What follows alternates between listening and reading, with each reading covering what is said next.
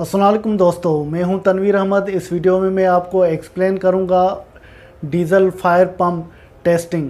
क्योंकि अक्सर दोस्त मुझसे सवाल पूछते हैं कि डीज़ल फायर पंप को जब टेस्ट किया जाता है उसको ऑटो स्टार्ट या ऑटो ऑफ होना चाहिए या नहीं होना चाहिए, और इसके बारे में NFPA क्या बोलता है।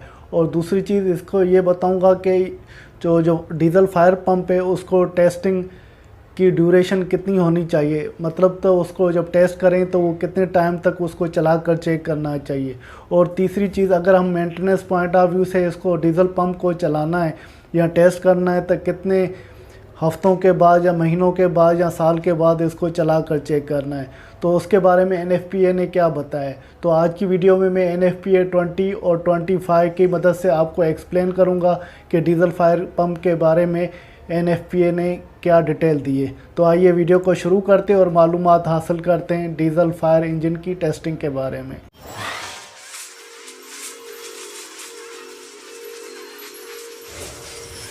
दोस्तों, ये चैप्टर 12 है डीज़ल इंजन फायर पंप का, जो NFPA 20 का है। इसमें हम ऑटोमेटिक टेस्टिंग के बारे में समझेंगे, जो डीज़ल इंजन के बारे में। तो NFPA 20 वैसे ये स्टैंडर्ड है जो इंस्टॉलेशन हम फायर पंप्स की करते हैं उसके बारे में। तो ये जो ऑटोमेटिक ये टेस्टिंग है इसको हम समझने जा रहे हैं। तो ऑटोमेटिक टेस्टिंग में हम सबसे पहले आते हैं ये कंट्रोलर पे। कंट्रोलर के बारे में जो ये बताया गया है, जो कंट्रोलर इक्विपमेंट का होगा, जो ये बात हो रही है हमारी ये डीज़ल इंजन पंप के बारे में हो रही है, जो फायर पंप डीज़ल इंजन का यूज़ हो रहा है। तो उसमें जो कंट्रोलर होता है तो उसकी अरेंजमेंट इस तरह से होती है कि जो ये फायर का ये डीज़ल इंजन पंप चल रहा होता है वो ऑटोमेटिकली स्टार्ट भी होगा, चलेगा भी और शट डाउन भी होगा। तो उस सूरत में जो इंजन है तो उसमें minimum no flow test frequency होनी चाहिए। इसका मतलब है फ्लो नहीं होगा पानी का तो फिर उसको चला कर टेस्ट करना है।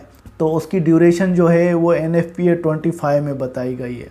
तो वो NFPA 25 को भी हम आगे देखेंगे, मगर यहाँ पर ये आपको समझना है कि जो ये डीज़ल इंजन फायर पंप के बारे में ये बताया गया है तो उसमें यही बता रहे हैं कि जो ये कंट्रोलर जो फायर पंप का है, जो डीज़ल फायर पंप का है, तो वो ऑटोमेटिकली स्टार्ट भी होगा, चलेगा भी और शट डाउन भी होगा। और उसकी मिनिमम जो नो फ्लो फ्रीक्वेंसी पे उसको चेक करना है और उसकी टाइम कितना होना चाहिए, ड्यूरेशन कितनी होनी चाहिए, वो NFPA 25 में बताई गई है।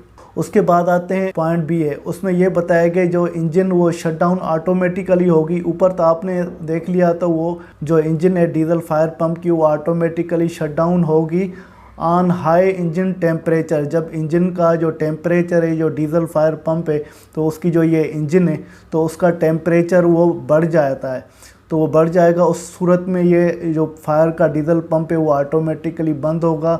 और दूसरी सूरत ये लो ऑयल प्रेशर, अगर डीज़ल इंजन का जो प्रेशर है ऑयल का वो कम हो जाता है, उस सूरत में भी ये ऑटोमेटिकली ये डीज़ल फायर पंप जो है बंद हो जाएगा। और हाई कूलिंग वाटर टेम्परेचर, जो इंजन है उसकी जैकेटिंग को कूलिंग करना होता है, जैसे वाटर सर्कुलेशन होता है, तो उस सूरत में जो कूलिंग वाटर का टेम्परेचर हाई कूलिंग हो जाता है, ज़्यादा ठंडा हो जाता है, जैसे बहुत ठंडे एरिया होते हैं उस सूरत में ये कंडीशन होती है। तो उस सूरत में ये इंजन को जो ऑटोमेटिकली शट डाउन हो जाए, अगर इसके अलावा कोई दूसरे मसले नहीं होते। तो आपको यहाँ पर क्लियर चीज़ हो गई, जो डीज़ल इंजन फायर पंप है वो शट डाउन होना है ऑटोमेटिकली जब इंजन का टेम्परेचर ज़्यादा हो जाए या ऑयल का प्रेशर कम हो जाए या हाई कूलिंग वाटर टेम्परेचर हो जाए, मतलब पानी का टेम्परेचर ज़्यादा ठंडा हो जाए। उसके बाद C पॉइंट है जो NFPA 20 में बताई गई है, इफ़ आफ्टर शट डाउन, अगर इसके बाद इंजन शट डाउन हो जाती है, जैसे वो ऊपर सबब थे, कौन से सबब की वजह से, लो ऑयल प्रेशर था या इंजन का जो टेम्परेचर हाई हो गया या पानी का टेम्परेचर ज़्यादा कूल हो गया है, उस सूरत में शट डाउन होने के बाद फिर स्टार्ट होने का सबब हो रहा है, माना इंजन दोबारा फिर स्टार्ट हो रही है। तो उस सूरत में जो कंट्रोलर है डीज़ल इंजन का, जैसे ये डीज़ल इंजन आपको नज़र आ रही है, इसका ये कंट्रोलर है, वो रीस्टार्ट कराएगा इंजन को।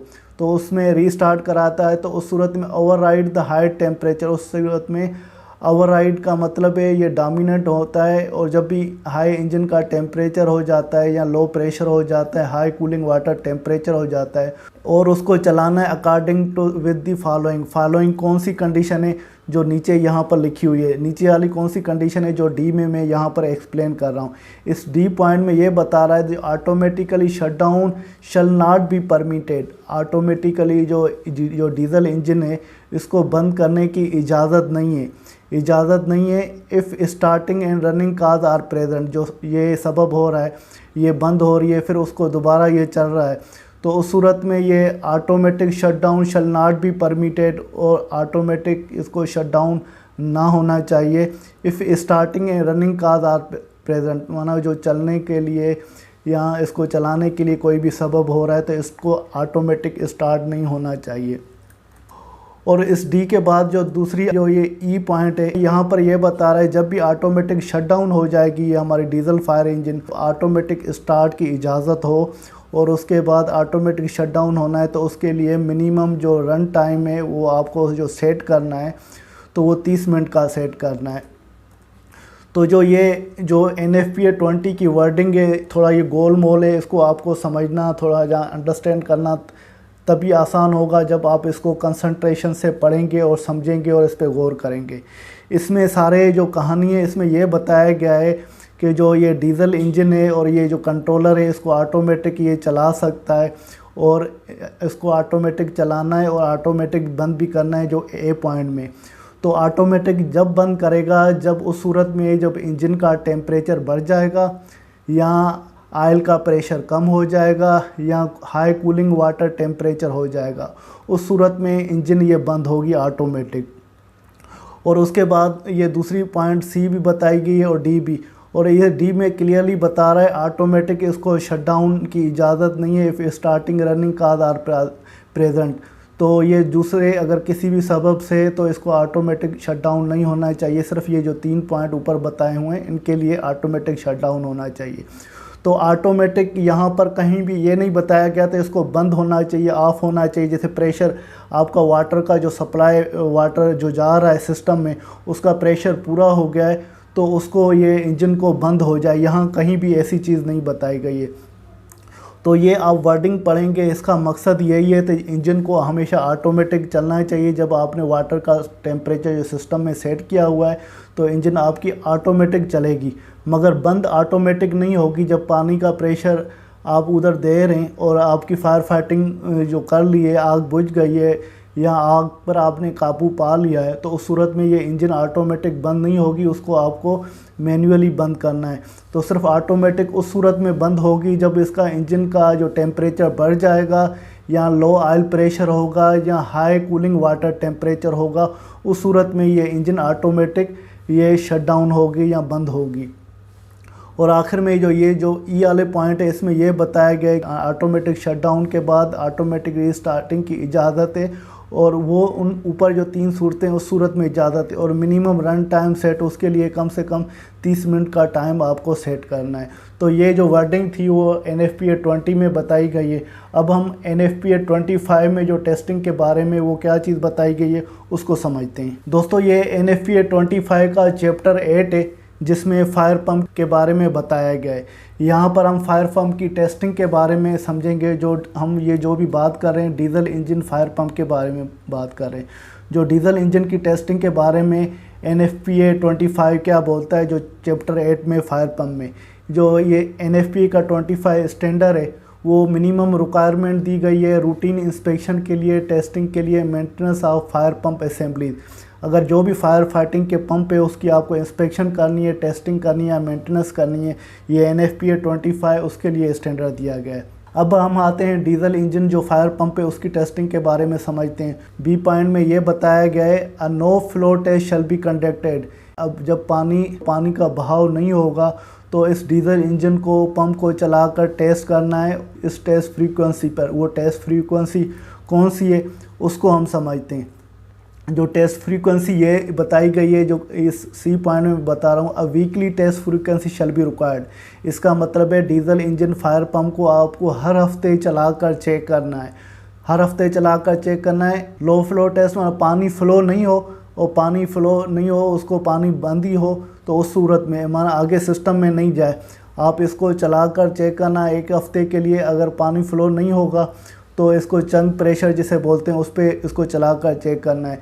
यहाँ आपका टेस्टिंग की बाईपास लाइन होती है, जो पानी फायर का डिस्चार्ज भी हो, अगर वो फ्लो मीटर लगा होता है या टेस्ट की लाइन होती है, उससे टैंक में वापस पानी जा रहा होता है, तो उससे भी कर सकते हैं। मगर यहाँ पर NFPA जो 25 इसमें बताया गया नो फ्लो पर आपको टेस्ट करना है, पानी फ्लो नहीं हो और इसको चला कर चेक करना है, जैसे आपको पता चले वो सही चल रहा है या नहीं चल रहा है। और हर हफ्ते इसको टेस्ट फ्रीक्वेंसी के हिसाब से इसको चलाकर चेक करना है।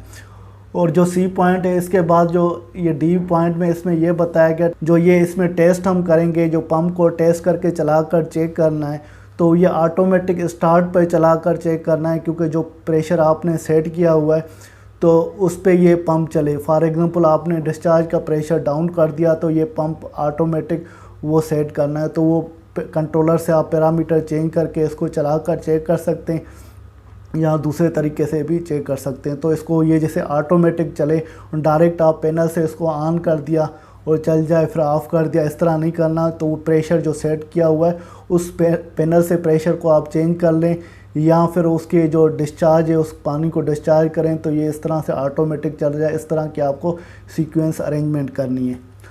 उसके बाद आते हैं जो डीजल इंजन पंप जो है वो उसको आपको चलाकर टेस्ट करना है। जैसे फायर पंप की, अब डीजल इंजन की आपको टेस्टिंग कमीशनिंग कर रहे हैं, तो उस सूरत में आपको आधा घंटा ये डीजल इंजन फायर पंप को चलाकर चेक करना है, टेस्टिंग करनी है।